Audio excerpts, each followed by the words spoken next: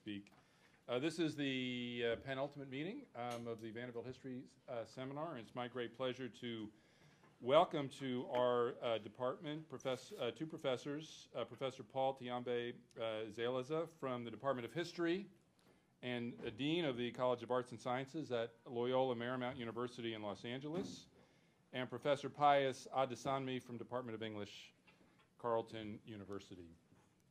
Normally, as you all know, we invite scholars to present their own work in progress, but as a result of decisions that the VHS Steering Committee made last year, we decided to devote two sessions to reconsidering classic works. We did one in the fall, E.P. Thompson, The Making of the English Working Class, and today we are doing Walter Rodney's influential and much debated book, How Europe Underdeveloped Africa, originally published in 1972.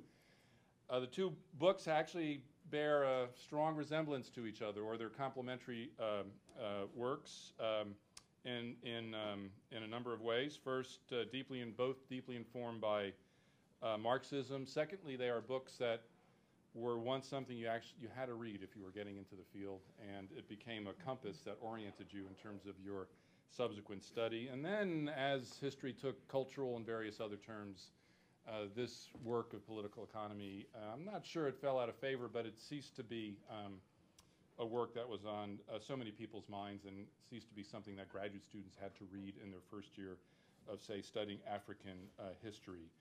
The point of reconsidering a classic is precisely this, to take a work that was once extraordinarily influential and to see how and if it still speaks to us in meaningful ways today. We asked our two guests we gave them very general but profound instructions.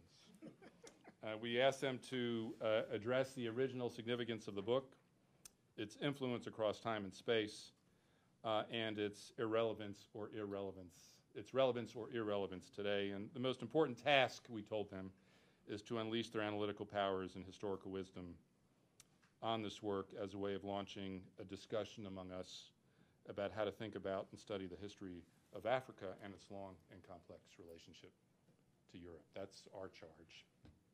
Today, small charge, I'm sure we'll have no problem completing it.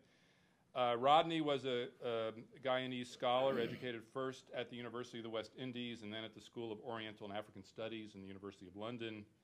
His pioneering work focused both on the slave trade and on the European colonization of Africa. He was also active politically in Guyana, where he was assassinated in 1980 at the age of 38. We asked you to read two sections of the work, and our guests will use those sections in some kind of relationship to our comments. Our first speaker today will be Professor and Dean Zeleza. His record of publication can only be described as heroic and is matched only by the heroic trip he took to Nashville, Tennessee. This was a trip that began Sunday morning and concluded about 9:45 this morning. So we thank him for his heroism and perseverance in getting to this frontier outpost from Los Angeles. He is the Dean of the Bellarmine College of Liberal Arts, and he's also a Presidential Professor of African American Studies and History at Loyola Marymount University in Los Angeles. He is a scholar of economic and intellectual history, gender, human rights, diaspora, and cultural studies. He has published, by my count, 10 books. He has edited or co-edited another 13, and he's written more than 75 articles and book chapters. One of his books, A Modern Economic History of Africa, published in 1993, won the NOMA Award for the best book published in Africa, while another, Manufacturing African Studies in Crises, published in 1997, won a special commendation from NOMA. His Encyclopedia of 20th Century African History, published in 2003, was selected as an outstanding academic title by Choice and received an honorable mention citation from the Association of African Studies. In 2010, Professor Zeleza received the Distinguished Africana Award for Scholarly Excellence given by the University of North Carolina at Charlotte.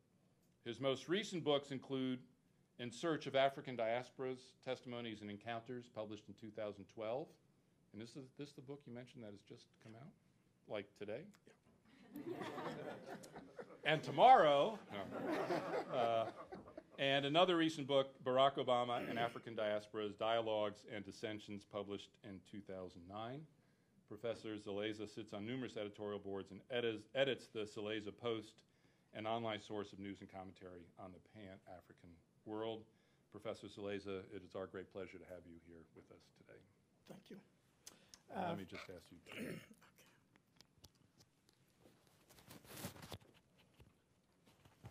to. Let me begin by thanking Gary for those very generous remarks, the introduction. Yeah, the flight took more than 24 hours because Delta kept canceling. So I ended up taking the red eye.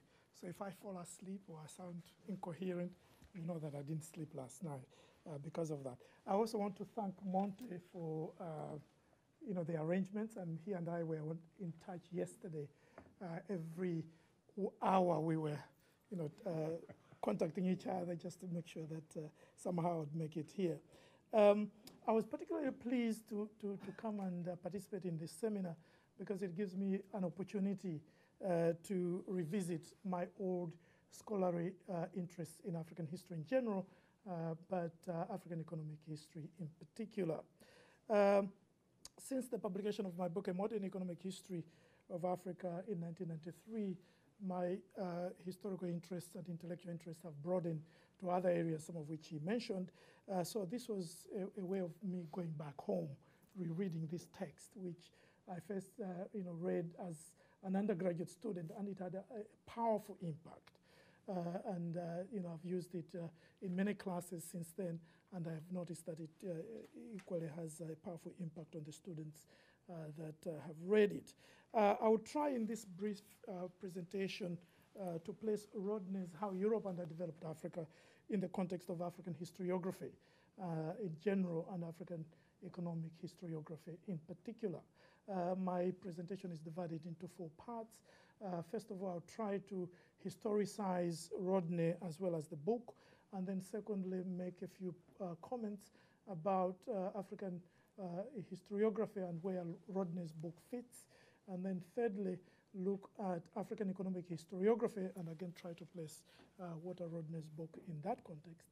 And then finally, look at Walter Rodney's legacy and how it relates to what some people are calling the new African economic historiography. In terms of historicizing Rodney, I just want to make 4 brief points. One is that this year marks 2 important anniversaries with regards to Rodney. He would have turned 70 this year. It's hard to note that. I remember when he was killed, I was in Nairobi, and all of us, we were devastated because Rodney was held in very high esteem, and we organized the vigil and that kind of stuff. And this year, the book marks its 40th anniversary. It was published in 1972, sorry.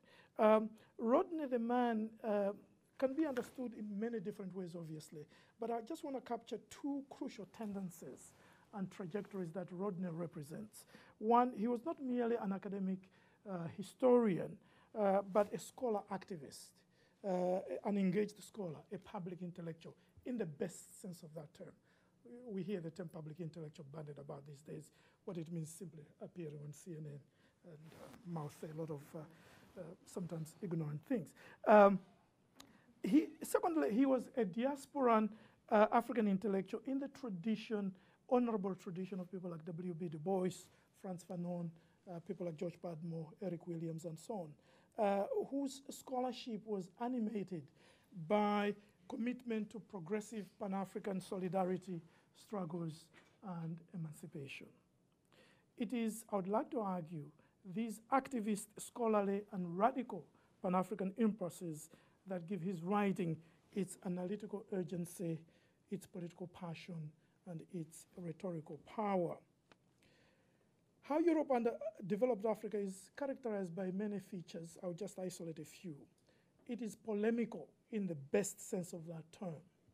It is a text based on extensive scholarship and sharp analytical insights, but it dispenses with the protocols of academic writing, the copious references and footnotes that we all do. Secondly, it seeks to offer a comprehensive accounting of African history over the last 5 centuries in trying to answer the question that has exercised the minds of scholars and policymakers within Africa and outside the continent, among the friends and foes of Africa in the popular media as well as global agencies.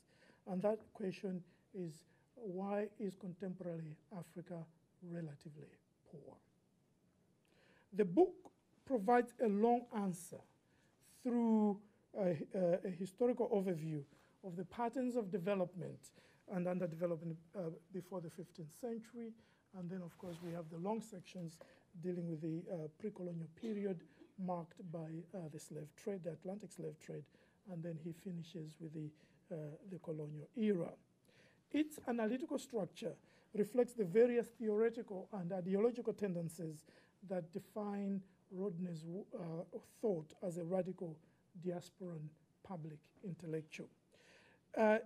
Before I talk about some of those influences, let me just underscore why I think the book is important. It provides one of the first comprehensive synthesis of African economic history, using concepts derived from the history of Africa, Latin America and the Caribbean, and Europe itself. Therefore, methodologically, this represents, in a very interesting way, a deconstruction of Eurocentrism, which I'll talk about a little later also. Thematically, it encompasses most of the major topics that historians have examined in the history of Africa for the last 5 centuries. Theoretically, it brought a new conceptualization of Africa's history with Europe, which challenged prevailing narratives. In a large sense, much of the work in African history over the last 4 decades has been an elaboration on the various themes and topics that Rodney discusses in a seminal text. How do we contextualize how Europe underdeveloped Africa in African historiography in general? The subject of African historiography, I'm sure Moses knows, is a very fascinating one in and of itself.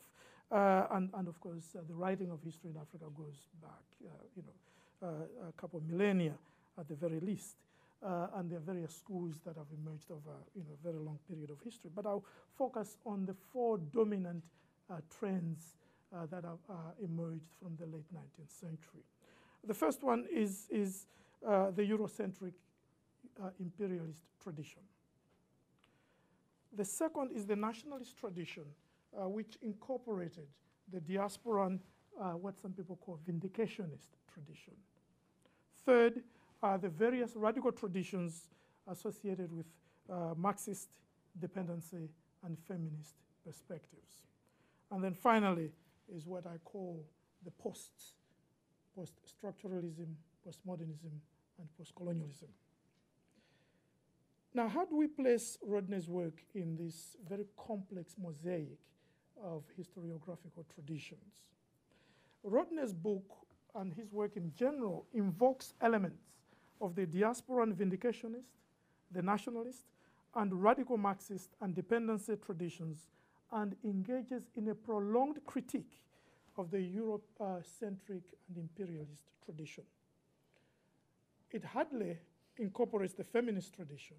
There are only perfunctory references to women and very little gendered analysis in the text. It also, of course, given the time that it was written, published in 1972, it hardly mentions the posts, although it anticipated some post-colonial insights in its emphasis on the flows of influences in both directions between the colonies and the metropole, that the metropole was made by the imperial project as much as the colonies, that Europe and Africa were mutually constituted.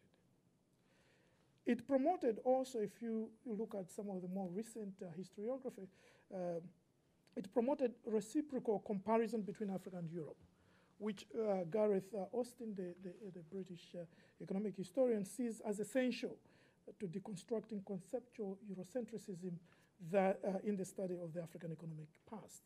It simultaneously centers and decenters Europe, thereby provincializing it, to use Dipesh Chakrabarty's phrase, by showing that Europe's development was not autogenic or autocentric, but partly dependent on Africa. This thesis is the basis of the landmark book by Joseph Inikori, one of the few books to come out in economic history in the last 15 years, Africans and the Industrial Revolution in England, which won the Heskovitz Award of the ASA, published in 2002. How do we contextualize how Europe underdeveloped Africa in African economic historiography more specifically? Let me just make a few points with regards to economic historiography in general, which is a fascinating field on which I've written quite extensively. Economic history as a field, as we all know, like most disciplines, emerged in the late 19th century.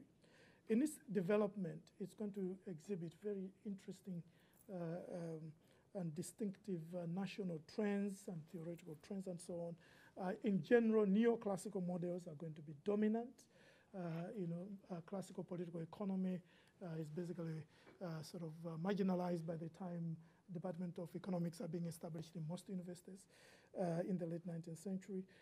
Marxist perspectives, of course, are going to be influential in some parts of the global north, particularly in Europe and especially in Germany, which had a lot of interest in looking at economic history in terms of different stages of growth and development and so on.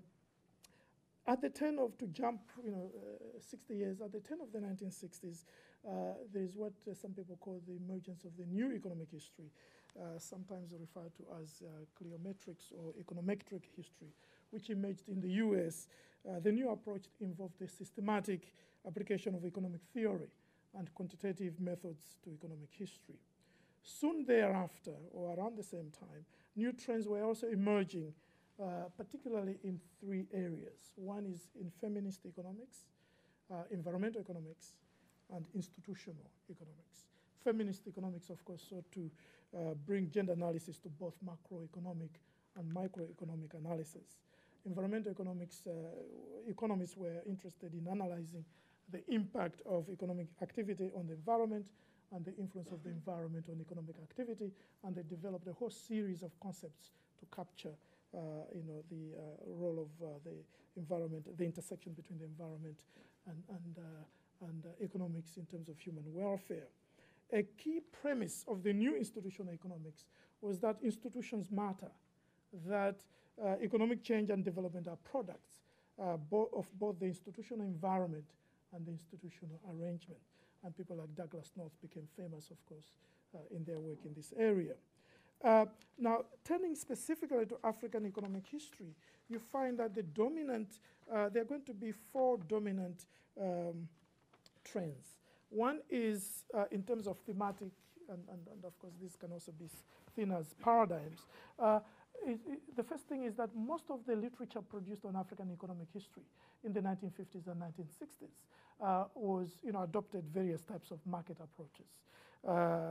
Much of this literature was influenced by neoclassical paradigms, and it was looking at Africa's engagement in trade, both domestic trade systems as well as international trade systems.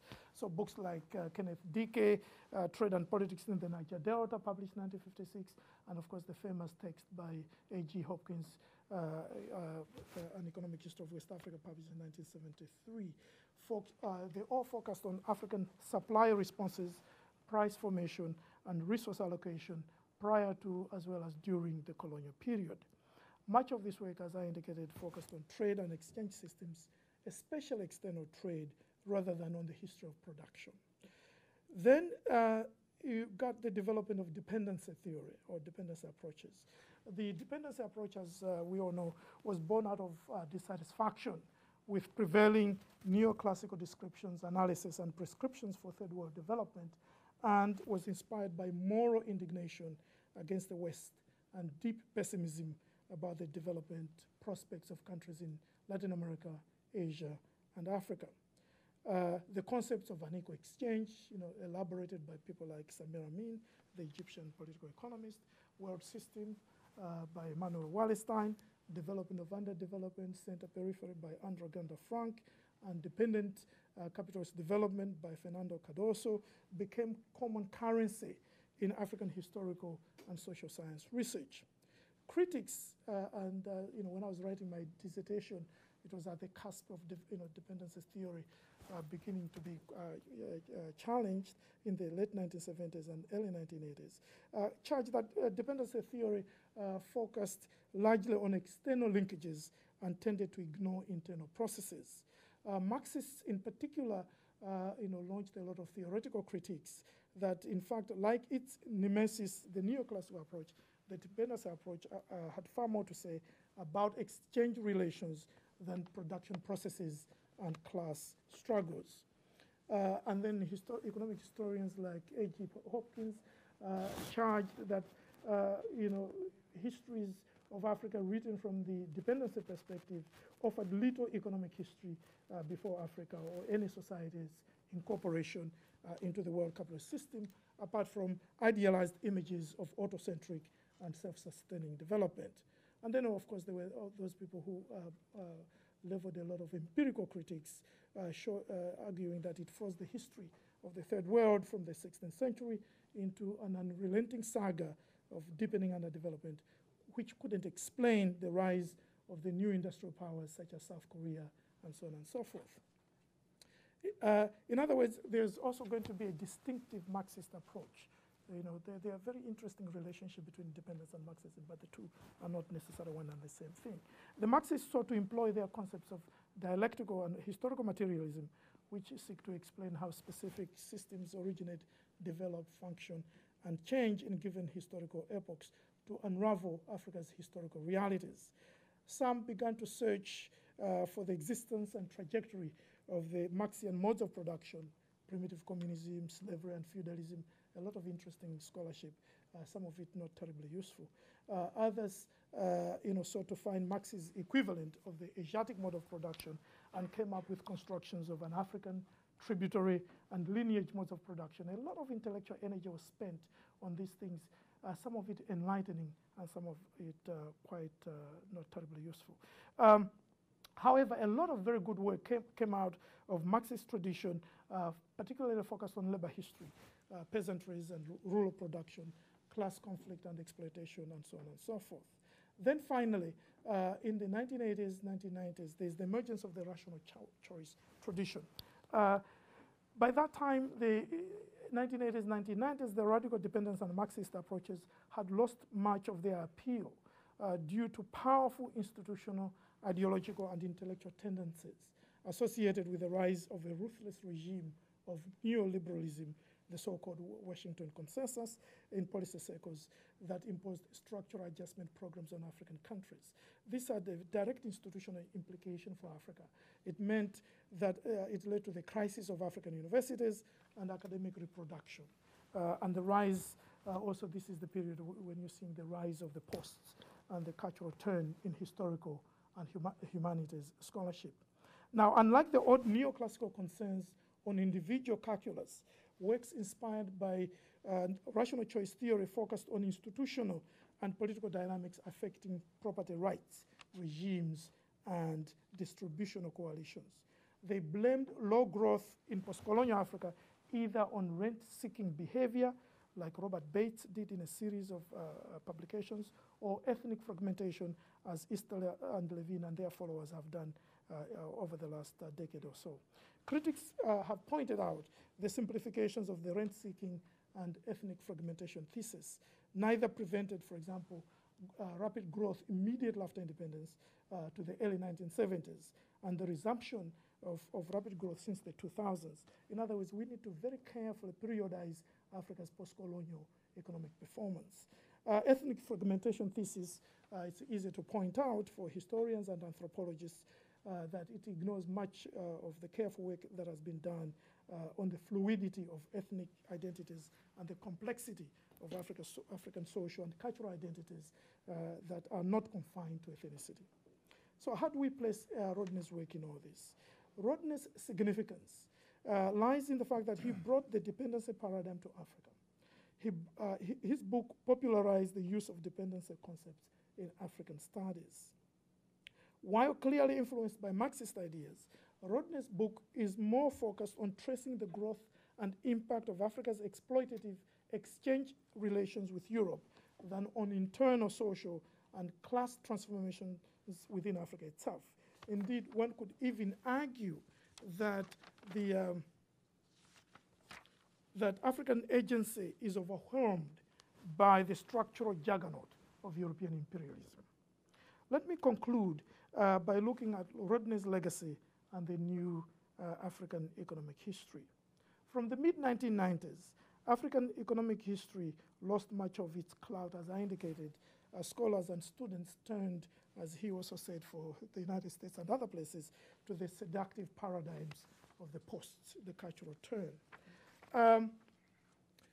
Yet, Rodney's How Europe Underdeveloped Africa continued to be read, but mostly read in Africana studies programs and largely ignored in mainstream African studies in the Euro-American universities.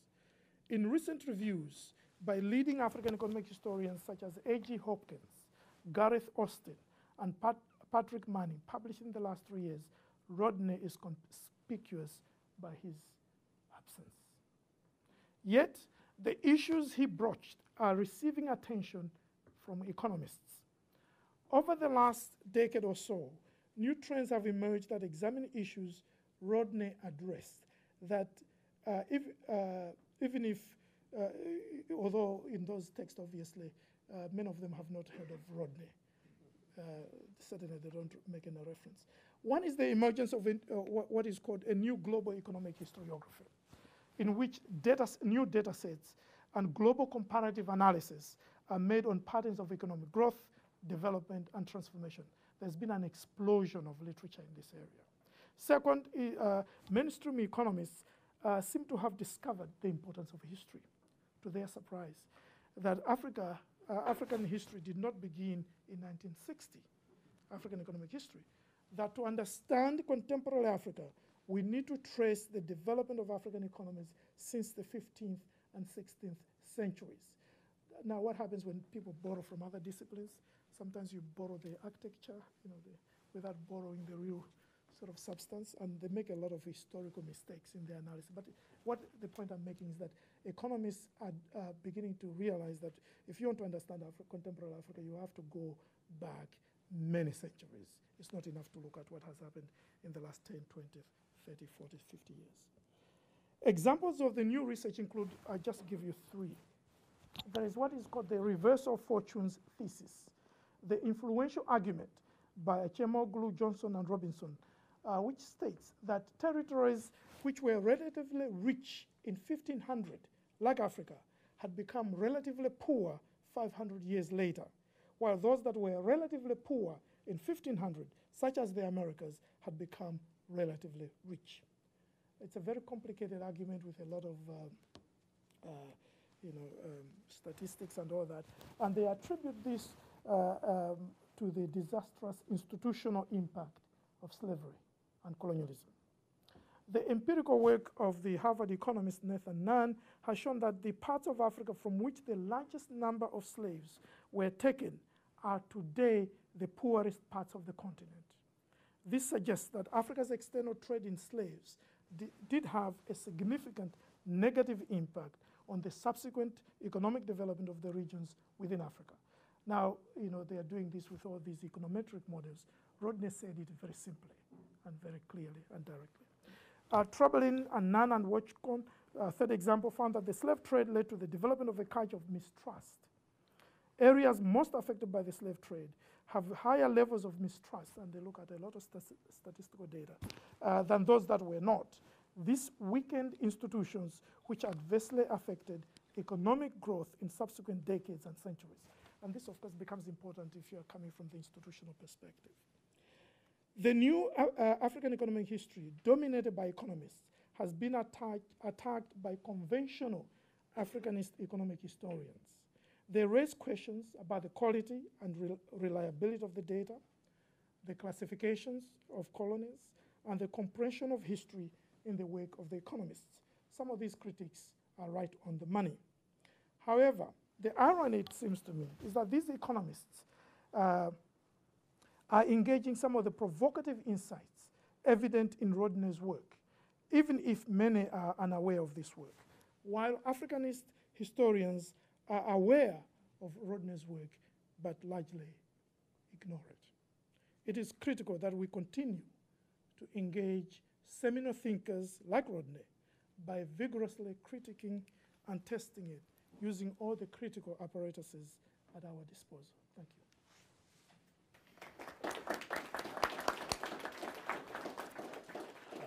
Thank you very much.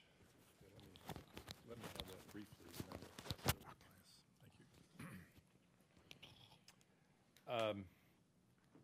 Our second speaker today is Professor Pius Adesanmi, who's a professor of English affiliated with the Department of French in the Institute of African Studies at Carleton University. He is a scholar of Francophone and Anglophone, African, and Black diasporic literatures and cultures. He has been a fellow of the French Institute for Research in Africa and the French Institute of South Africa, and has guest lectured widely in Africa, Europe, and North America.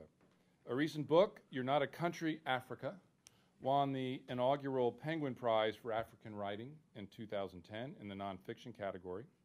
And his first book, The Wayfarer and Other Poems, a collection of poems, was awarded the Association of Nigerian Authors Poetry Prize in 2001.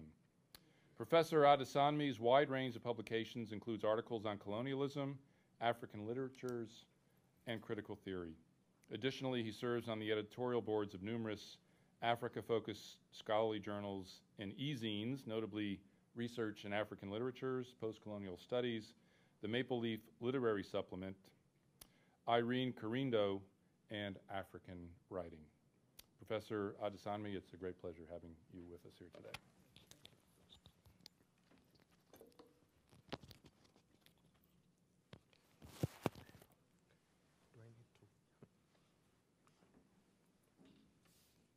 Is it on? Okay. Thanks very much, Gary.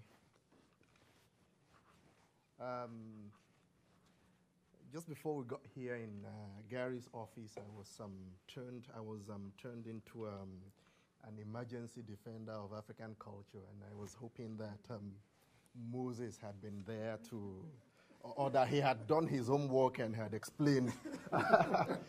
I was alarmed when Gary told me that we were going to go in alphabetical order. I always have that, and because my name is Adesanmi, then they asked me to go first. So this time around, I pleaded cultural alibi. So in Africa, it wouldn't happen that way. I don't get to speak before an elder. Then I was defending culture. But now, after listening to that wonderful presentation by Mwalimu Zeleza, I'm glad I did that, because I can now play the role of the African patriarch who lacks the gift of rhetoric, and then declares that his neighbor has said everything he was going to say at a public meeting. Now, I'm very happy to be here, and I want to thank Monte, you never told me how to pronounce that correctly. For we have been in touch over the past several weeks, getting the logistics together. And I also want to thank my brother, Moses Oshunu, especially, who's been a long-term, intellectual traveling mate. I should also thank the family I have here, but I didn't realize that Peter and Jemima, been reading Peter's blog, and I've been familiar with Jemima's work, but we finally met yesterday. I have entitled my own presentation, Short Destination, Many Detours, Rodney, African History and Agency. You mentioned, and by the way, Professor Zeleza and I didn't get around to exchanging notes on what we're going to talk about, but surprisingly, there's going to be a lot of overlaps, and maybe that's because we've come a lot, some way together. And then history departments seem to have a way of always pairing us up, to do things like three years ago we were at Moses' alma mater. We were at Ann Arbor, the history department. They will bring him to do the the heavy lifting of history and economic history and all that, and bring me in to give it a touch of literary and artistic flavor, you know. So there's not going to be any economic history heavy lifting here, but hopefully, you know, this is going to, you know, just gel nicely with some of the things that Professor Zeleza has talked about. So short destination, many detours, Rodney African History Agency. I can think of no better way to conceptualize our mandate to revisit one of the key texts that shaped my generation's idea of Africa and African studies than to recall a Yoruba proverb. Ibiti an lo ujina, ibiti ama yasi, lopo. I hope is there any Yoruba speaker? Okay. Okay. If there are Yoruba speakers, please chorus me when I am known to loathe the idea of translating Africa's soul ensconced in her ancestral sayings into European languages that are spectacularly ill-equipped to carry the weight of the worlds we have to offer. You'll have to make do with this poor literal effort.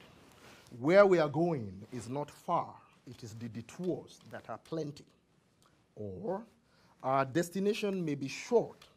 We'll make many obligatory detours to get there and thereby lengthen the journey. Beyond rhetorical flourish, recourse to this proverb occurs in Yoruba speech acts whenever the subject matter is of such extraordinary significance that only a deployment of the full arsenal of Yoruba hermeneutics strewn across different and divergent spheres, temporalities, and roots would suffice. Walter Rodney's How Europe Underdeveloped Africa is one such short destination. Indeed, anything Rodney is a short destination that can only be reached via 1,001 routes and detours. Short destination, yes. It took less than 10 seconds after I read Professor Gary Gersul's email inviting me to this seminar to fish out an old, dusty copy of the book from a shelf in my personal library, which hosts volumes in Africanist intellection that I treat in much the same way as I treat the Holy Bible and the Holy Rosary. I am Catholic. Multiple detours, yes. It has taken me more than the 1,001 routes to Scheherazade's 1,000 stories to get even a minimally manageable handle on the immense possibilities of rereading and revaluation that the book still holds out some 40 years after it was initially published. And by the way, you know, a good example of that transgenerational relevance, especially in Africa and African studies, is that you read it as an undergraduate, you know, and are we 2 generations or 1 generation down the road from him? 1.5 generations down the road from him. I went to school at 5. 1.5 generations down the road from him, you know. We also read it as undergraduates, but I'll get to that presently. I settled for the thematic of agency as one of the central narratives of Rodney's text, and certainly a key component of his treatment of history, whose reevaluation could help to further problematize the book's many unanswered questions about the African condition. I mentioned earlier that How Europe Underdeveloped Africa enjoys the company of some other books in a very special shelf in my personal library. The other members of that hallowed company of tomes are The Wretched of the Earth, The West and the Rest of Us, Unity and Struggle, Discourse on Colonialism, Conscientism, and Pedagogy of the Oppressed. The picture you'll put together, you know, from these titles, and I know that any Africanist, you know, in my generation could, and depending on their disciplines, could easily put, you know, another set of books together, is that we belong in a generation that we call the Aluta generation in the Nigerian university system. You know, I guess we got that appellation from the history of the anti-colonial struggle in Lusophone Africa, you know, because we were when I hear undergraduates in the US and Canada, when they talk about student rallies and protests and all that, I just laugh, because undergraduate, you know, life for us, you know, in Nigeria those days was defined by what we called aluta. You know, your first day in school, you joined protests, you know, against, you know, tear gas and all that. You were dispersed by police, and you've got to be able. And how did we rally the students around? You know, student unionism. You know, you've got to be able to sing "Aluta continua, aluta continua, aluta, aluta, aluta continua." Then you jumped on the podium. Great Nigerian students, according to Walter Rodney, according to Franz Fanon. So that was what Walter Rodney meant, you know, for my generation, you know. Published between the late 1950s and the 1970s, these titles and many more like them are significant indices of the ideological habitus of Walter Rodney's text.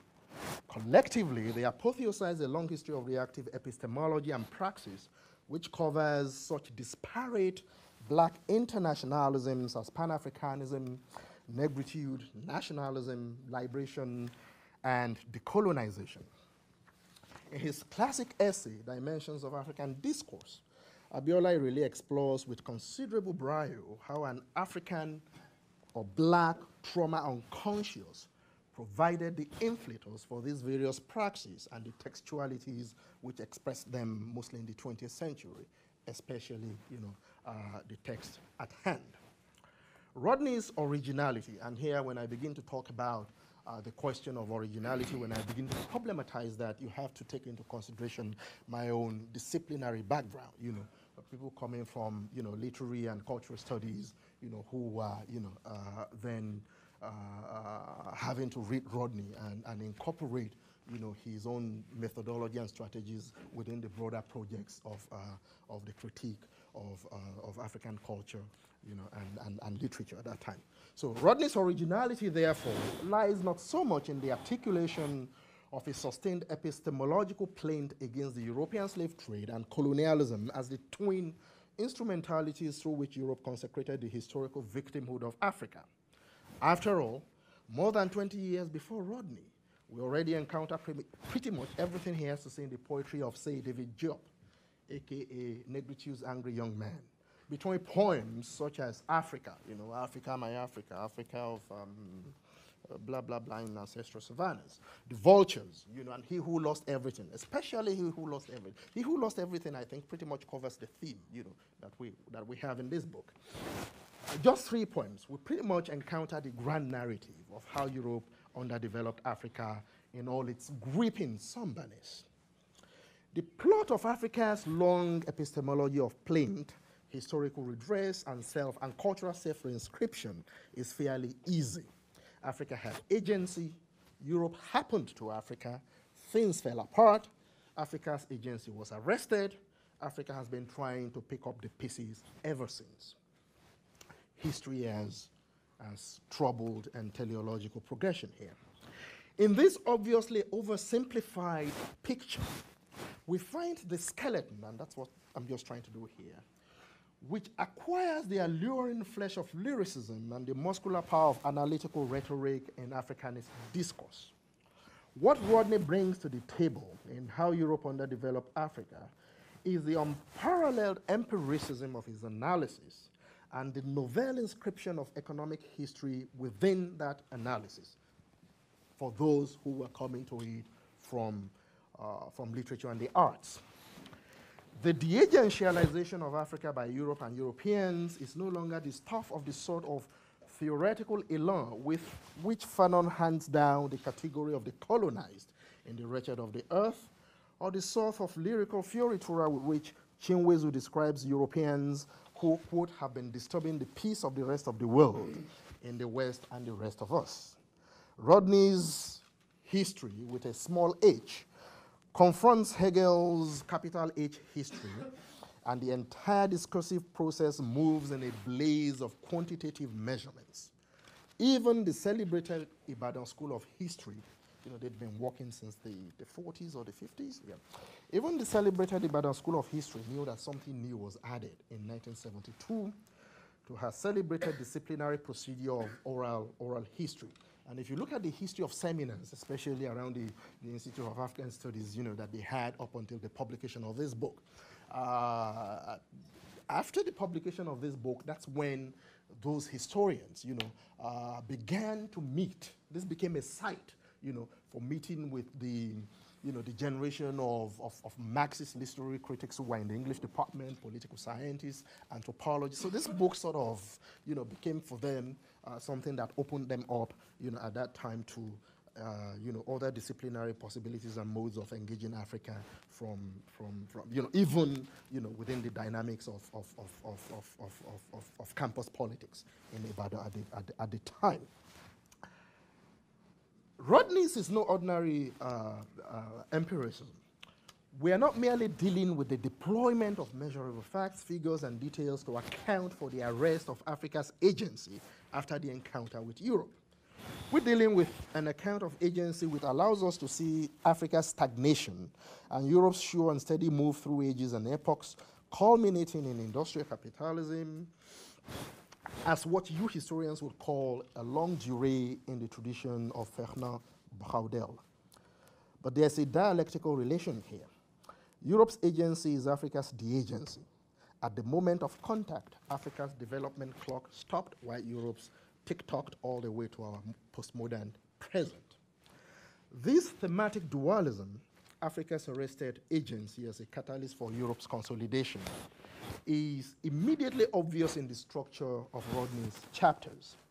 We follow Africa's developmental glide until she hits the iceberg, that is Europe. And because underdevelopment is not the absence of development, I'm quoting from the book, but a phenomenon which expresses a relationship of exploitation, we encounter a dialectic in which one's agency explains the other's the agency. We know the rest of the story. The emergence of a global capitalist industrial system and market into which Africa was integrated by what Rodney calls trade, colonial domination, and capitalist investment. But Rodney's account of agency doesn't really begin until chapter 3. The point at which we get into the nitty-gritty of Africa's contribution to European capitalist development in the pre-colonial era is precisely the point at which the text mode of self-writing inscribes the agency of Europeans. They took the initiative and went to other parts of the world, announces Rodney. Thus began the internationalization of trade in the 15th century, which combined with industrialization and other transformations to produce the various faces and phases of global capitalism. The recurrence of Europe and Europeans in the subject position of the largely transitive structure of this chapter speaks of the emergence of a history that victimizes and marginalizes Africa at once. Europe authored processes which stymied African initiative. But something interesting happens in chapter 4. Halfway through a magisterial exploration of the European roots of Africa's underdevelopment, Rodney, ever sensitive to nuance, makes a nod in the direction of nationalist historians who, quote, stress that Africans made their own history long after coming into contact with Europe and indeed right up to the period of colonization. The making of history continued, despite or, in spite of, the familiar processes of victimhood. That's what he's talking about here.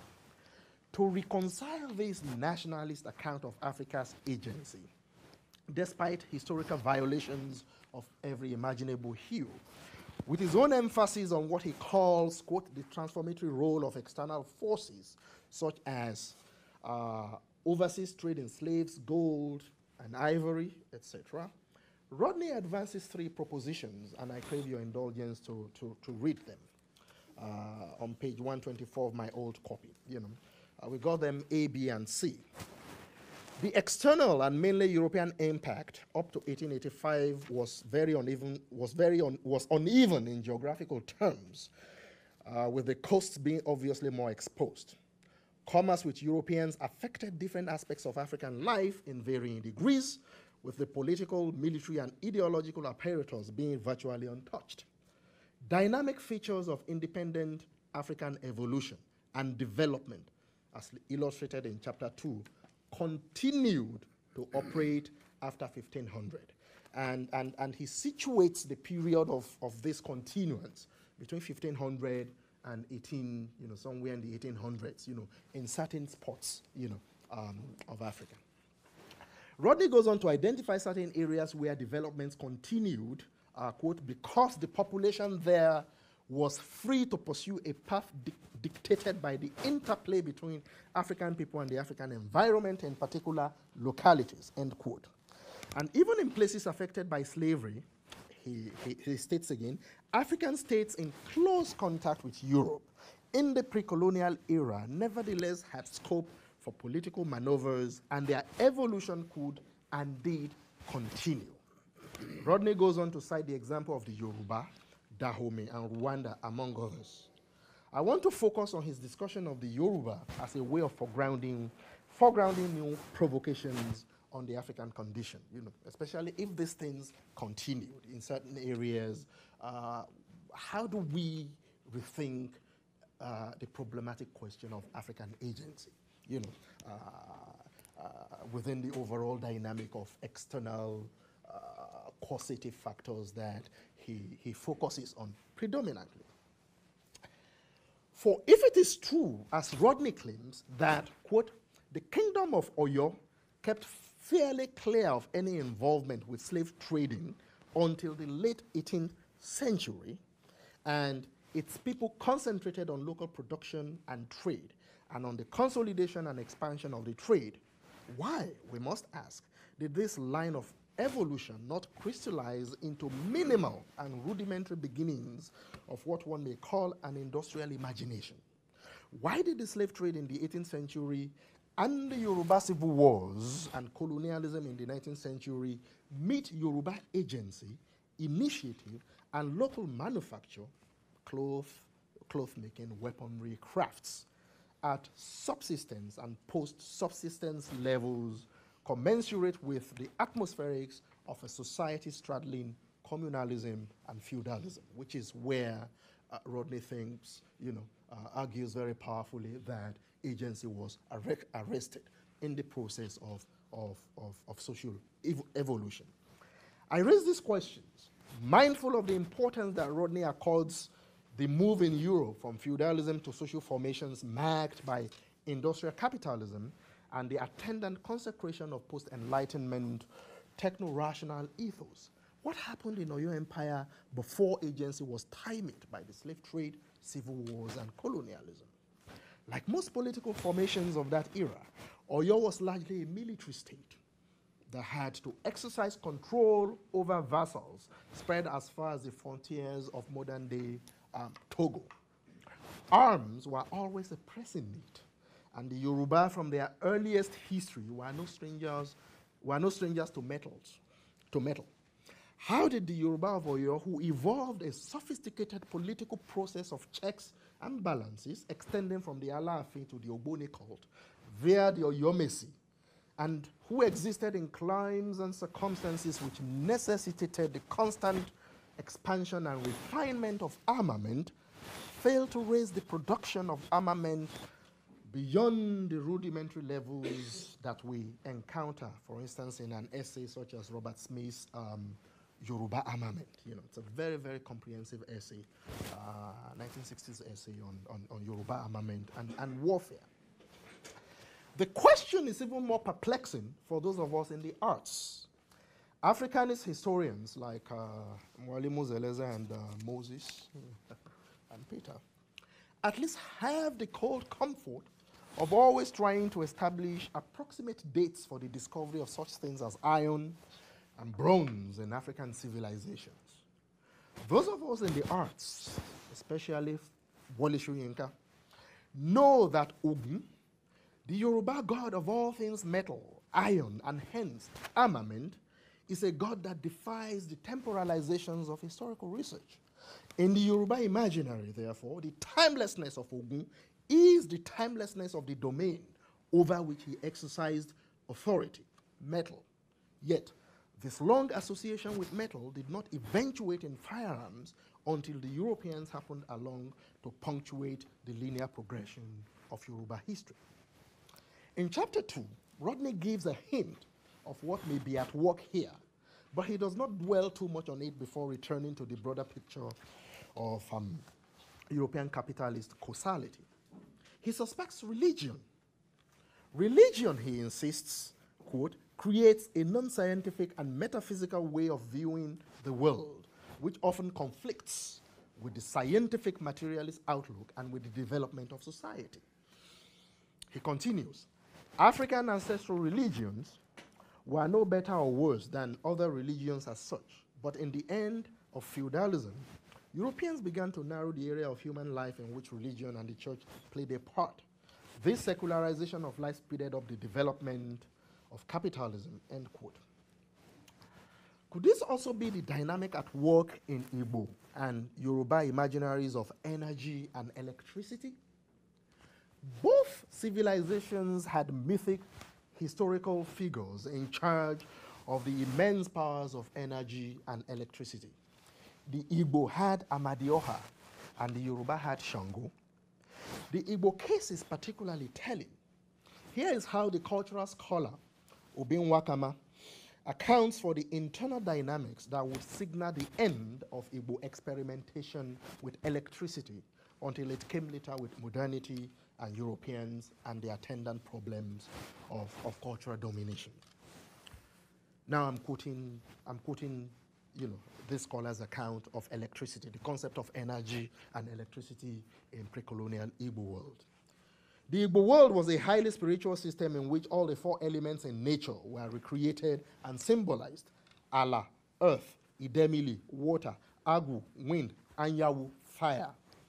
In a later phase, as a result of a historical accident in which an Igbo tyrant and king, Amadioha, tried to domesticate energy as an instrument of war and was blown skywards, the Igbo instituted rites of Amadioha as a reminder against the use of force or the domestication of energy for deployment in war.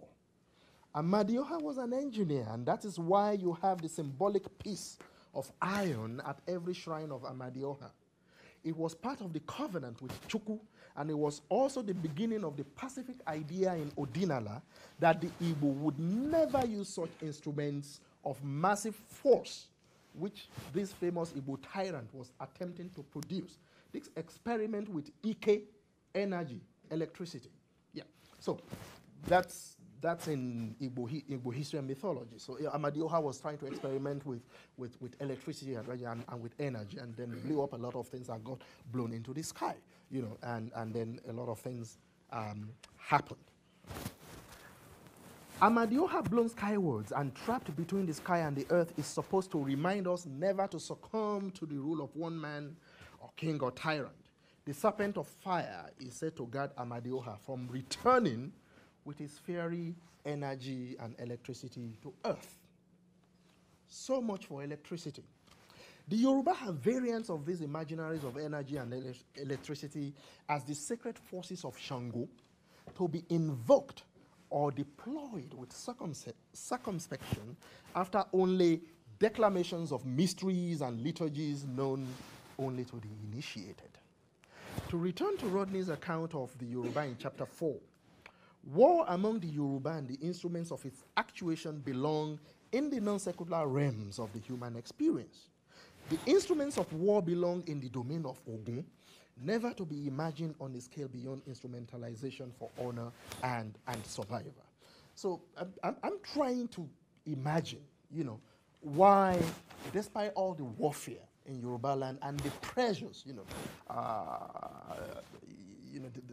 war to maintain vassal states from between the 15th century and the 18th century, and the attendant pressure, to refine armament or even begin to have an imaginary of commercial production, of broader production, why it never moved beyond certain realms among the Yoruba. And when I read this book and try to wrap my mind around the question of agency, there's a gap there that I'm still trying to think through. So, and I hope that during question and answer will address that. I'm almost done.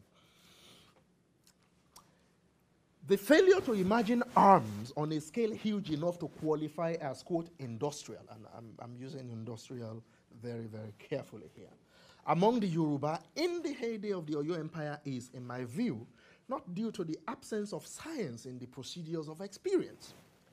I think the explanation lies more in the failure to rescue science from two interrelated domains. Emil Durkheim's domain of the sacred, where things are set apart and forbidden because of their spiritual value, and Edmund Burke's domain of the sublime, where phenomena excite the ideas of pain and danger and operate in a manner analogous to terror. One point that Rodney fails to make, and I'm not sure that his Marxist sensibilities and the radical exigencies of his time would have allowed for this, is that the only aspect of the African experience that has survived historical violation and trauma, survived slavery, survived colonialism, survived missionarization, survived civilization, la mission civilisatrice, and myriad forms of violently imposed social engineering, survived independence, survived military dictatorships and one-party tyrannies, and survives what we currently call democracy in Africa, is precisely the animist materialist essence of the African world.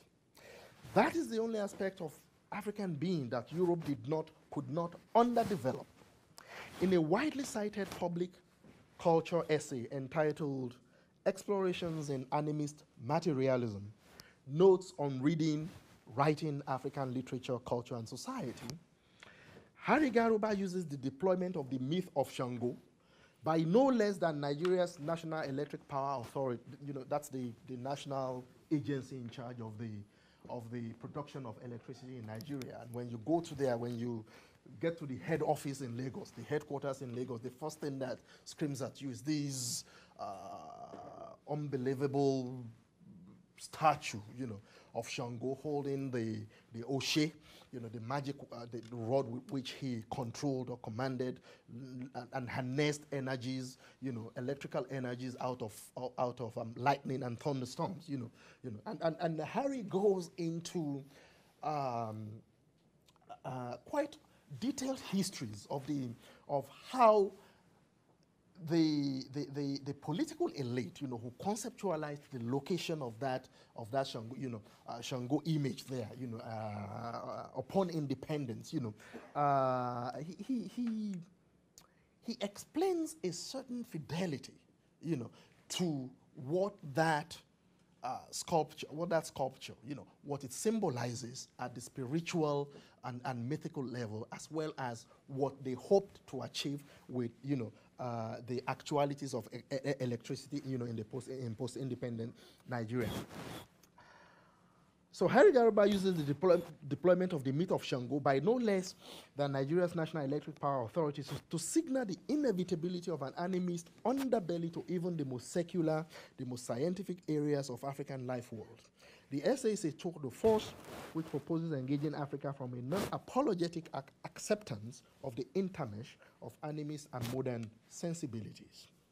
And I share that very non-apologetic approach to that side of things. The task in our post-colonial era, ultimately, is who gets to rescue Africa's science from the domains of the profane and the sublime for relocalization into serviceable postmodern domains. Very often, Africans aren't able to do this. And Rodney comes back with fury to remind us of his enduring relevance, you know. My maternal grandfather, I will explain what I mean by... Okay, I'm rounding up. Okay, sure. I have just this. Okay. So, what do I mean by Africans aren't always able to do that? That rescuing of our science, you know, largely because that science sometimes inheres in domains of the sublime and the profane. My maternal grandfather was a great medicine man. He was a great healer. He wasn't a babalawo, but he was a healer. He was what we call a knower of leaves. He knew thousands of leaves and healed. You know, he died in 1988, so, you know, I grew up, I knew him, and I hardly ever went to the hospital until he died. But nobody could get him to share the secret, the knowledge, the pharmacological knowledge of his plant and all that. Nobody in the village could get him to do that. You are Ogberi. You want, he wouldn't share it with anyone until somehow in 1987, before he died, a reverend father, a European reverend father happens along, was posted to Isolu, and they became friends. Isolu is my aunt, and they became friends. And they would spend, nobody knew how the white man did it, but he spent almost 1 year visiting my grandfather daily with his notebook, with his notebook, and his catechist, who was his interpreter, and my grandfather would just go on and on about his lives, and they would go to the farms, to the bushes, and he did, and this European, in the European spirit of classification, classify and cataloging, every leaf he took copious notes about sciences that my grandfather would not reveal to anyone until this white witch came along. The American left for his country with a scribbled modern version of my grandfather's pharmacological science in his notebooks. European, I mean. Sorry, I don't know why I said American. Those were secrets Grandpa never released to anyone, but he gave those secrets to the white man. I have no idea what the white man has subsequently done with it in his own land. But I have a strange feeling that Walter Rodney would be curious and would want to know how Europe still unlocks the secrets of our science for the benefit of Euro-America. Thank you.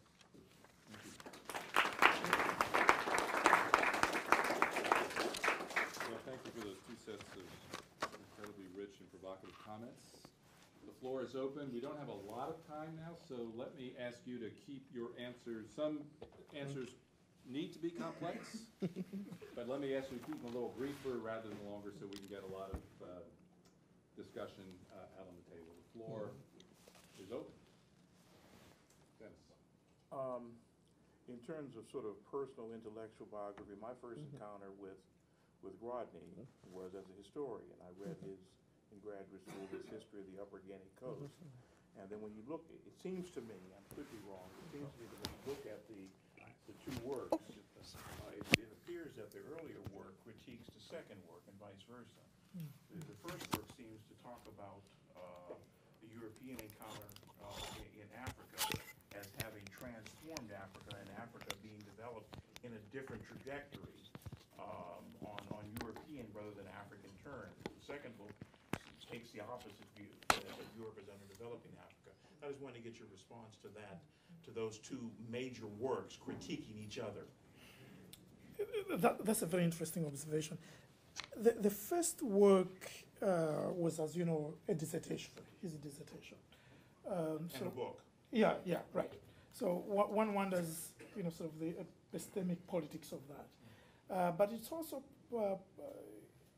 possible to argue that by the time he does his second book, he has had very different experiences, both, of course, in Jamaica, as well as in Tanzania, and his engagement with Pan-Africanist radical politics and with the liberation movements in Southern Africa. Tanzania, of course, having been the epicenter of some of the struggles, most likely changed some, the nuances of his thought. Okay. And I think that even applies to Fanon to some extent,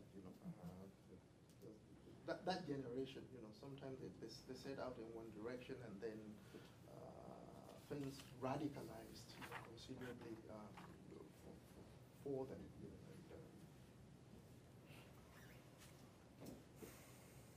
Paul?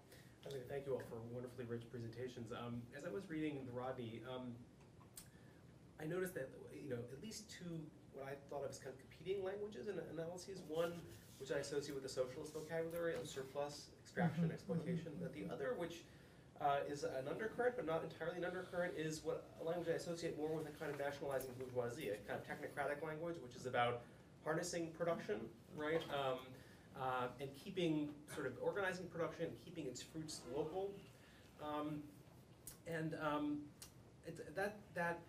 The sort of interweaving of those languages, I also associate with dependency theory coming out of Latin America to some extent. But I was wondering if you both picked up on, you sort of notice a similar tension, if you think of it as a tension, and if you do, if you think of it as a productive tension or something other than a productive tension in Rodney's work.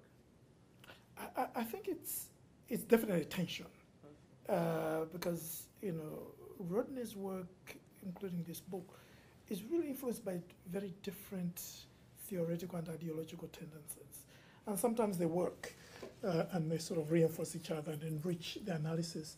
But sometimes you find that there isn't a productive,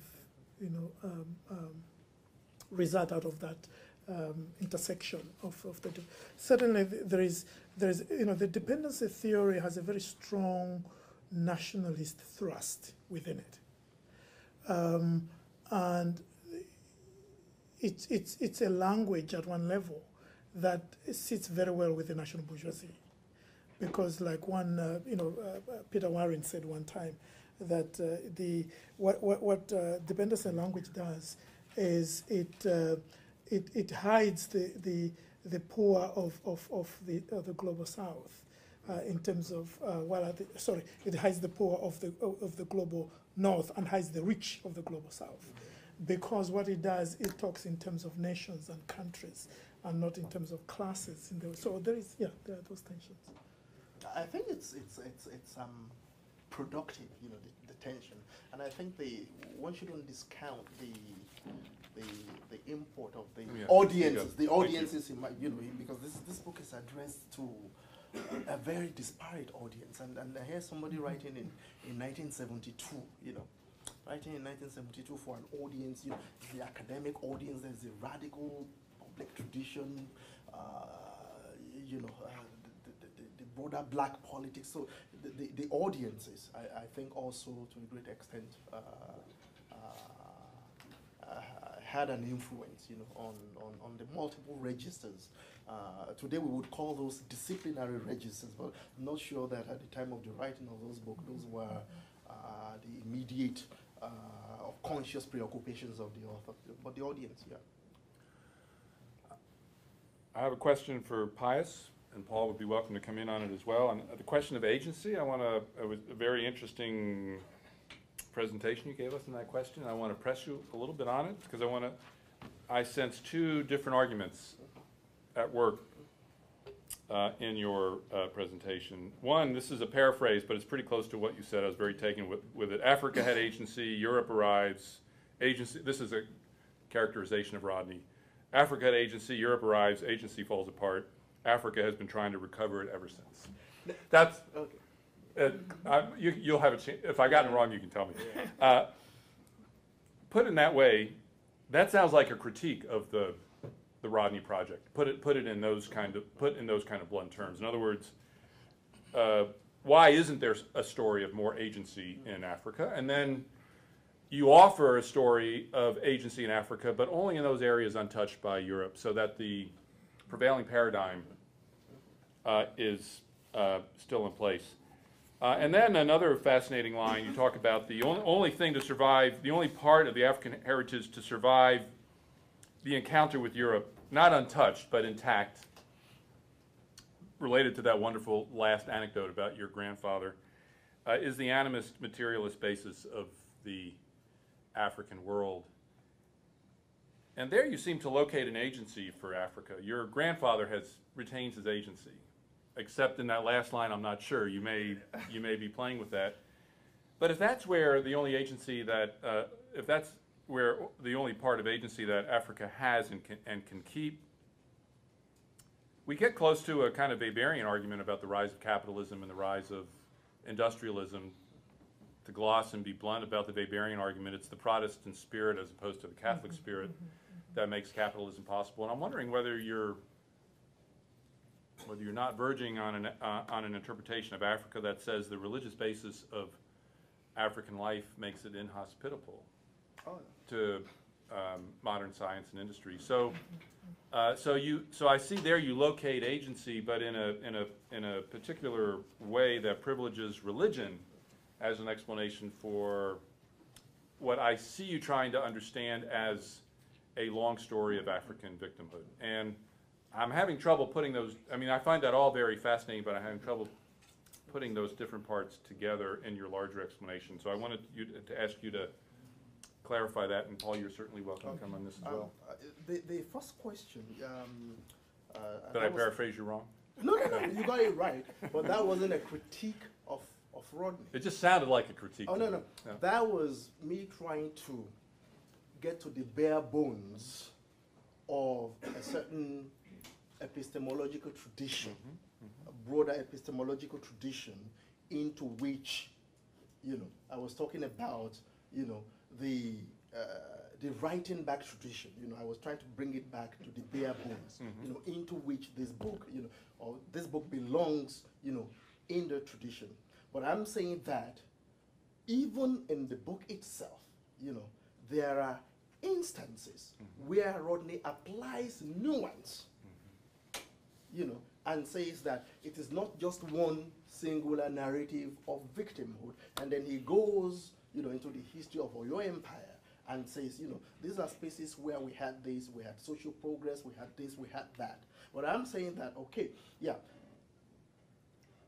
even by his own account, if we revisit it 40 years later and look at the history of Oyo Empire, then can we take it further and then wonder, then why didn't we, if those spaces were not affected by the dynamics, of expropriation and, and victimhood and, that he so brilliantly, articulates in this book, then what other factors are at work, that that production, manufacture, did not rise, to certain levels. I would have expected some, why did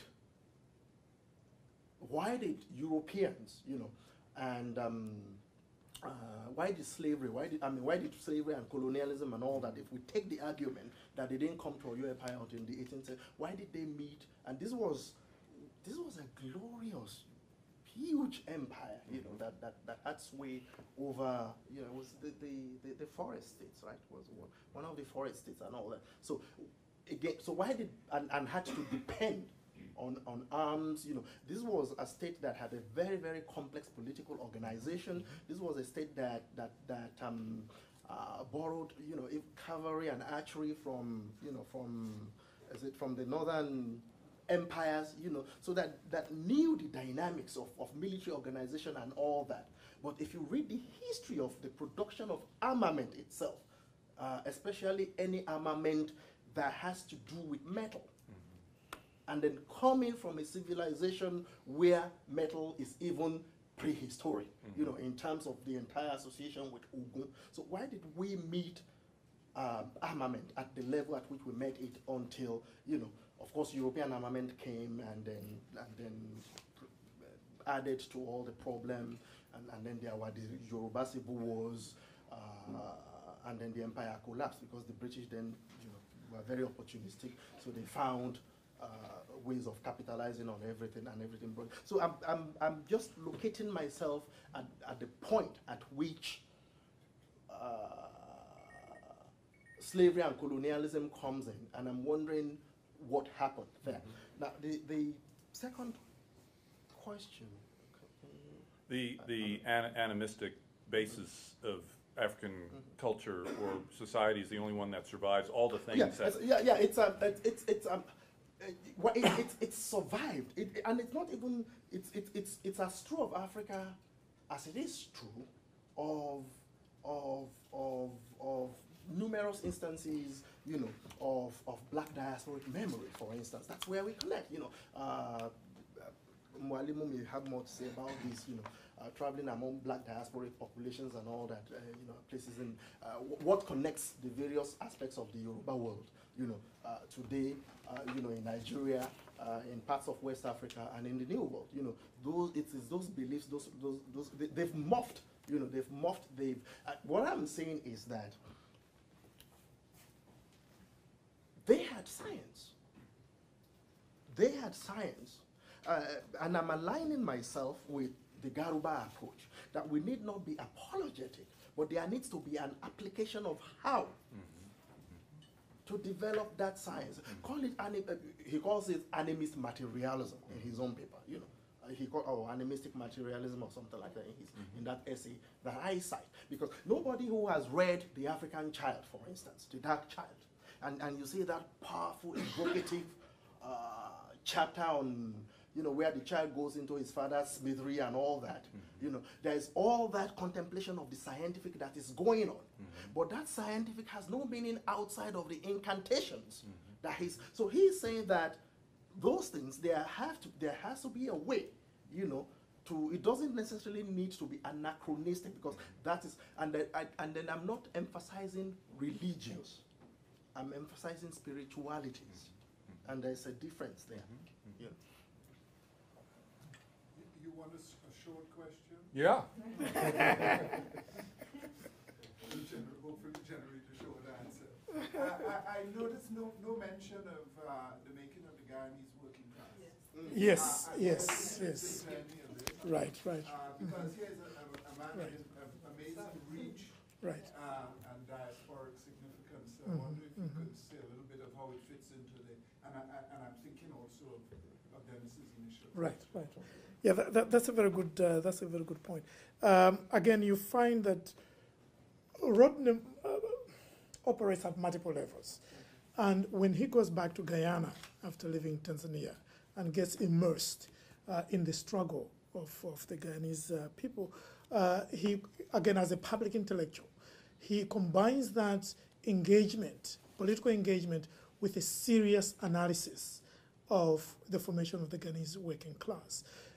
So him doing this sort of very generalized, Pan-African work is not in contradiction with him doing very particular work focused on a particular place. And this is where, in fact, I think he's trying to answer some of the critiques that had been made against how Europe underdevelops Africa. Sort of the whole question of agency, in the sense that the people making their own history don't quite come alive. But in the Guyanese, the history of the Guyanese working people, it's obviously them making their history, them struggling, them trying to make changes, and he begins to deal with issues of class in a way that can be handled with depth.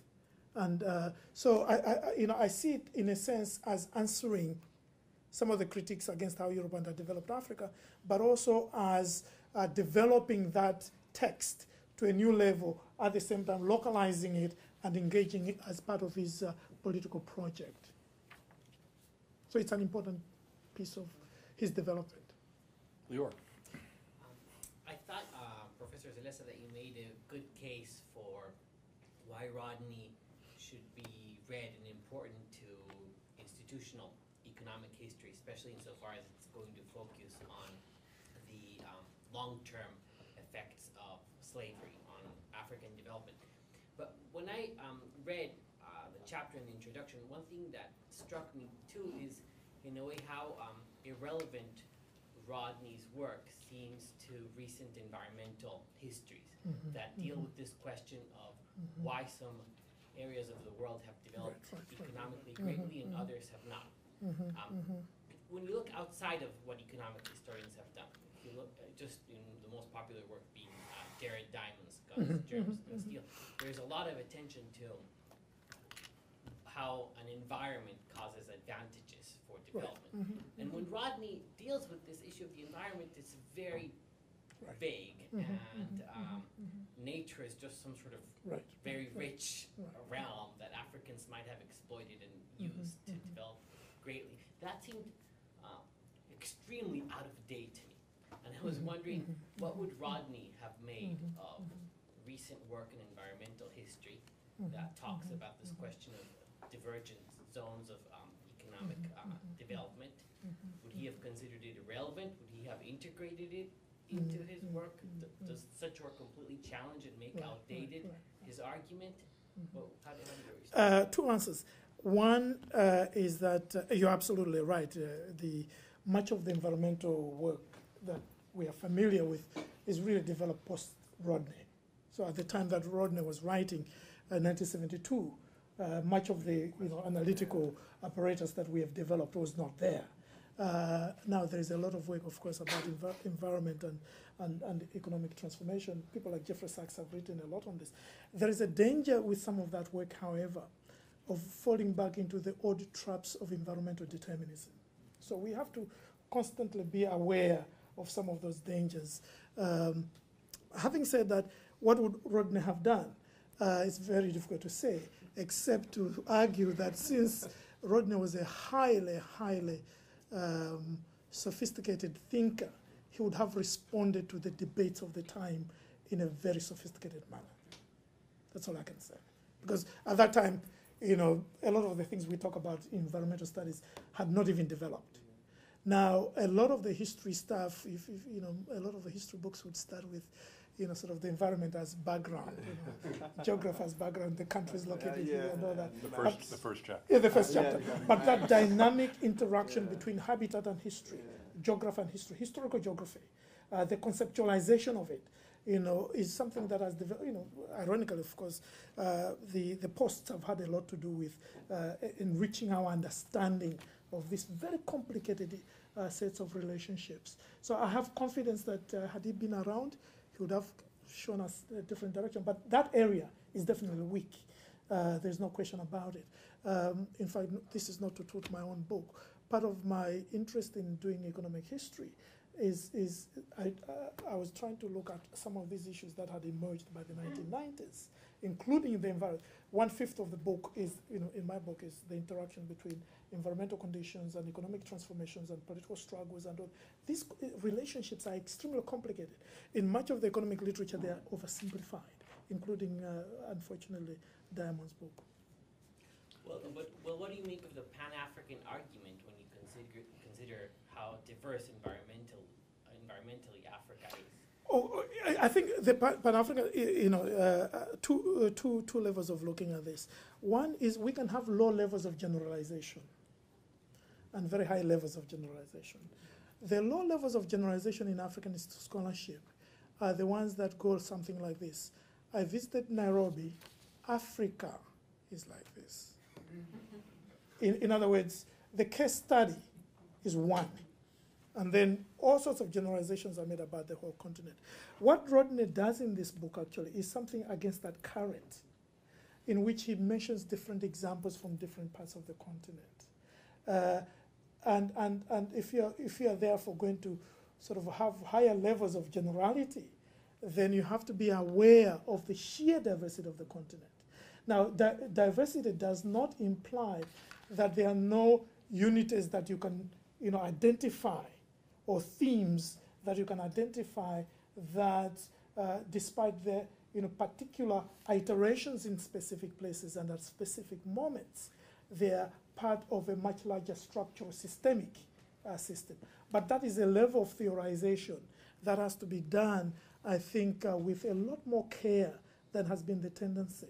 And sometimes, of course, Rodney does the same thing. But for me, what caught my eye was the fact that he gives you different examples as different manifestations, articulations of different historical experiences.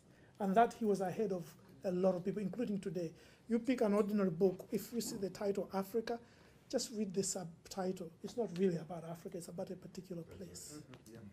And I might just add, he's also the only one, writing at that time, who covers North and because there's Egypt, Tunisia, there's not which wasn't.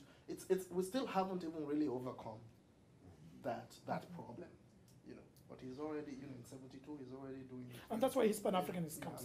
Yeah, exactly. That's why it comes. Yeah, because usually when people talk about Africa, it's sub-Saharan Africa, in terms, for most people in the field. But the Africa here is really Africa in his title. Peter. Actually, I just wanted to kind of respond to Leore's question in terms of thinking about Rodney and environmental history. And if we look at the history of the Guyanese working people, the first chapter, the first few pages of that are about the low-lying coastal system that the plantations of Guyana developed from, the question of Guyana's geography and its rise of an economic system on that. So he was obviously conscious of it in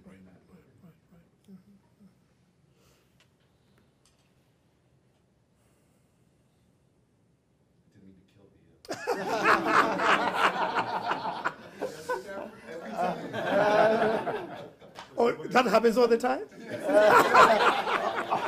So make sure you talk So slow. it dies After with Peter Peter only. speaks. After Peter speaks, speaks. everything is After Peter closed. speaks. No one can. Tiffany. Well, just two brief comments, picking up on Peter's comment about the rivers, the Guanara and Essequibo in Guyana. There was a major flood in Guyana right around the time of Katrina. Horrible flood that, and the dams broke. And as a result of what happened to especially to women, was a lot of the women, poor women, both East Indian and African, made their living in industries that were like home industries, selling goods, being out on the road, and they were destroyed. And many of them ended up sitting in water for weeks on end, and no one came to their assistance. No Red Cross, nothing. As a result, there was disease that I remember Andai, who was a major figure from WPA, had an eye infection that just couldn't seem to be cured. So it was a powerful example of the power of the environment around economic and gender questions. To the question, and I don't know if this is the last comment, I don't want to kill it either, but I was sitting here thinking about Pius, your comment about spirituality. In that same year, which was 2005, the 25th anniversary of the murder of Walter Rodney, there was an international committee that went to Guyana and organized a conference called Groundings, taking from his book. There were several. There was also one at Howard University and one in London. The one in Guyana brought together this international committee, and there was, the meetings were often held among the working people that Rodney wrote so passionately about in his book, among sugarcane workers, among rice growers, etc. One of the events was to go to Rodney's grave for a ceremony. And it was a small group that went to do a memorial service at the grave, which is located in one of the working areas. It's not in Georgetown. And it's not in the traditional cemetery. It sits up high, and it's a sort of grassy knoll. George Lamming, the very important writer from Barbados, was making the presentation that day, and the president of the group was Selma James, was also in that group. As we encircled the grave site, before George started to speak, a firefly, the color of that bottle, Moses' bottle, light green, flew into the middle of the gathering and hovered. Black people in the group noticed the firefly. When George started to speak, the fly flew up over George's head and hovered until he finished speaking. Then, when he finished, the firefly flew away. Nobody said anything. When we returned to Georgetown, some of us was talking to Andai about the firefly, and we said, I don't care what anybody said, that was right. At that moment. As a firefly. Rodney would want to come back as something else. Something else. And I said he was a firefly, and she said, no, he wasn't. He was a grasshopper. And we all laughed, because exactly that point, he would have wanted to come back as something else. But what was more important was the belief in the possibility of him coming back in the form of anything. Right. It speaks to your point about beliefs in the spirituality of African people. Because at that gathering, everyone there was of African descent except Rupert Rupnarine, who is East Indian. Helmut. Okay, Helmut, how are we going to best this? You don't want to come after the firefly?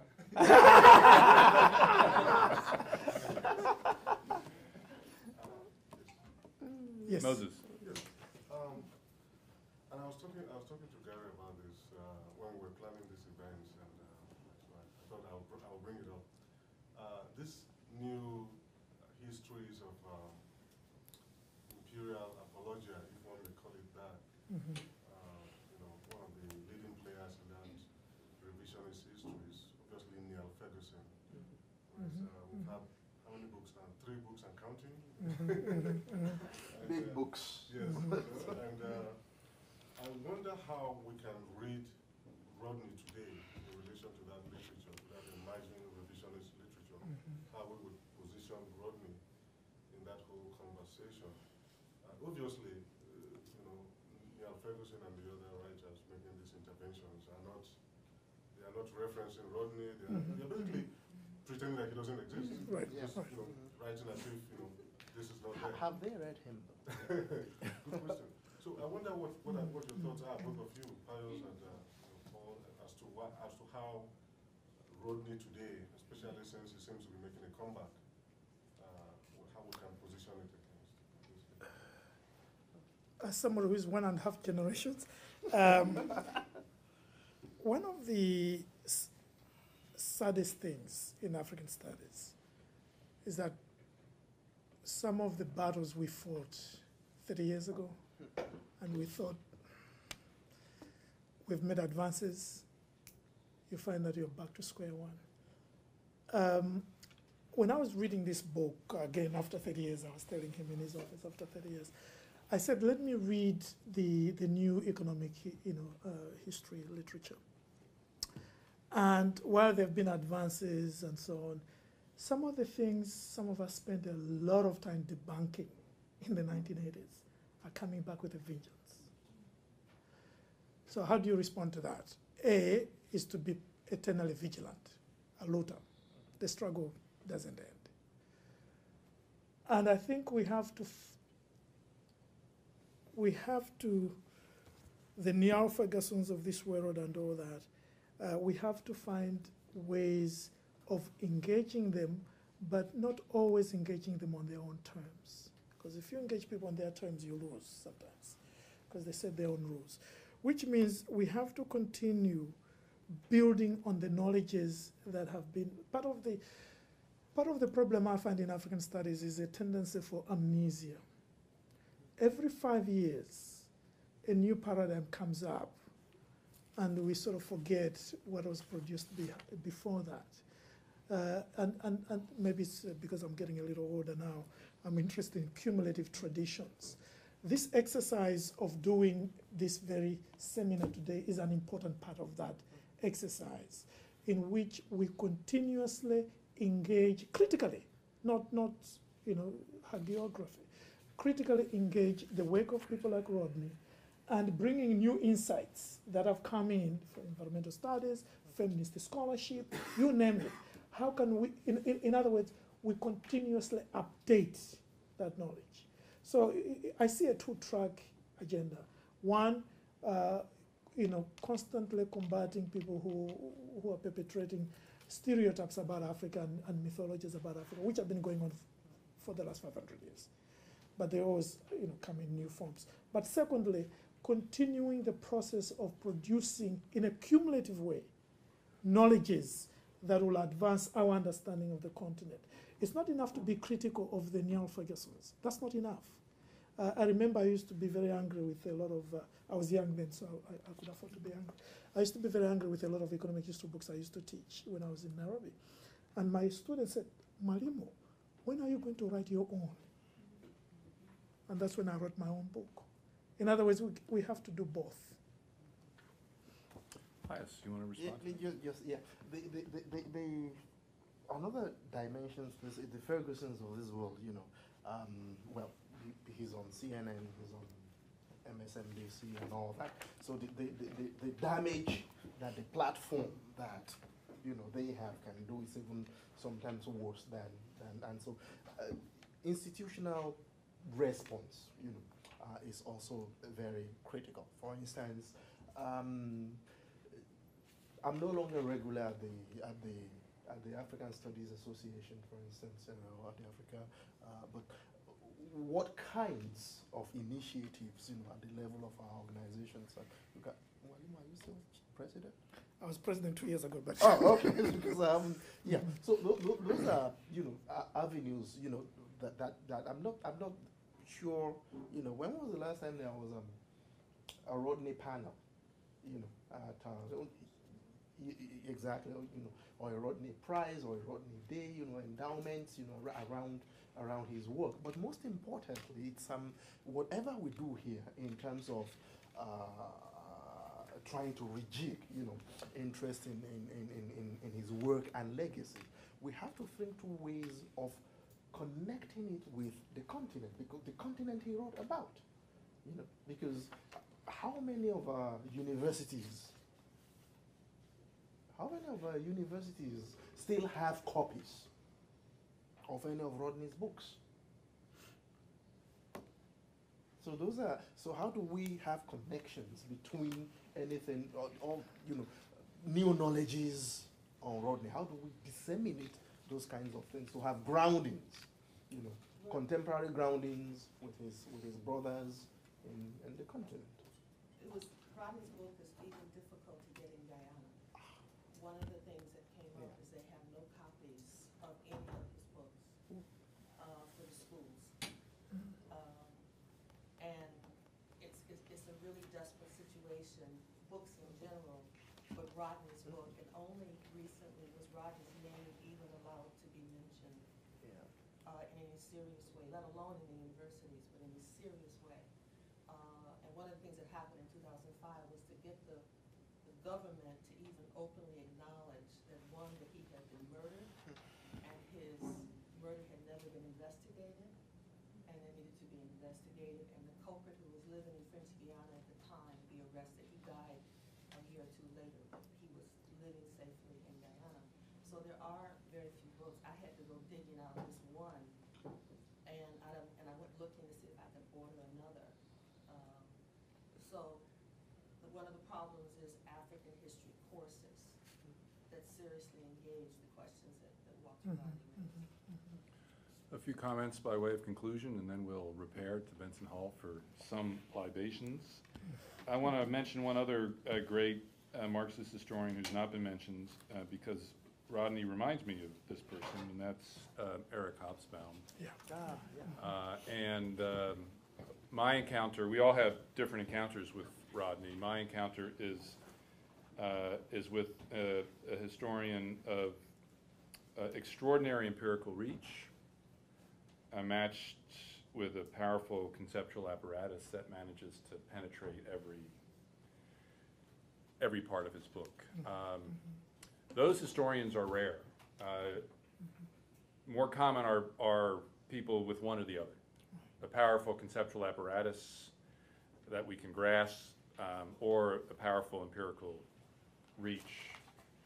What marks Rodney for me, and there is something about a certain Marxist tradition that makes this possible, is the ability to bring the two together. And one of you talked about his range across Africa.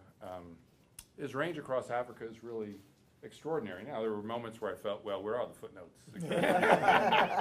But that was actually a minor part of this, because you felt he really did know what he was talking about, that he, and this is what Hobsbawm tried to do, threading the history of a continent, of a world, of an epoch through a very rich conceptual lens. And to read Rodney is to experience that, and that's a rare experience. There's just very few historians that give me that experience. There are very few historians in the world who write in that way.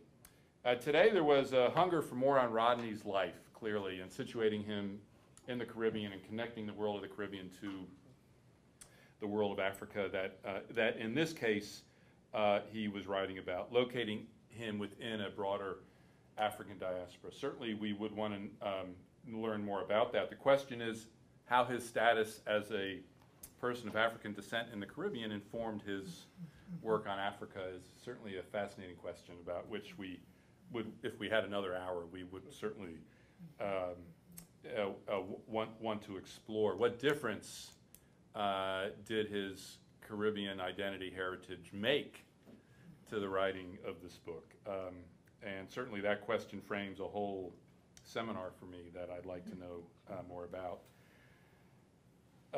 And I'm completely fascinated by the question of agency, even as it remains unresolved in my mind. And we could spend another whole seminar, Pius, on the story of your grandfather. Invite me. Maybe we will. On the story of your grandfather bequeathing this very precious knowledge to only one man who is a European. And your very provocative ending asks us, leaves us uncertain about what kind of act this is. In other words, is this an act of agency, or is this another act of yet another African being robbed of his agency, the colonial moment being reenacted yet again? And I thought you left that deliberately ambiguous. That also has a world of meaning for us. And in relationship to the issue of the Fergusons of the world, I wonder whether a framing, and this is another concern, whether a framing of issues around the issue of agency doesn't concede to the Neil Fergusons of the world too much, because once you enter that terrain, the discussion is going to go down certain lines. And finally, Paul's message to us that that the issues that Rodney raised are being rediscovered by a new generation of economic historians who are not Marxists, don't know Rodney, but are bringing a kind of historical sensibility to the study of modern African economics that preserve or call forth a Rodney-esque type analysis and speaks to the continuing relevance of his work to the 21st century. I thank you both for giving us an extraordinary introduction to this extraordinary scholar, and I know I, for one, will be thinking about him quite a lot for a long time, and may we find a way to activate his spirit and his approach to the study of history. We will be the richer for it. Please join me in thanking our two guests.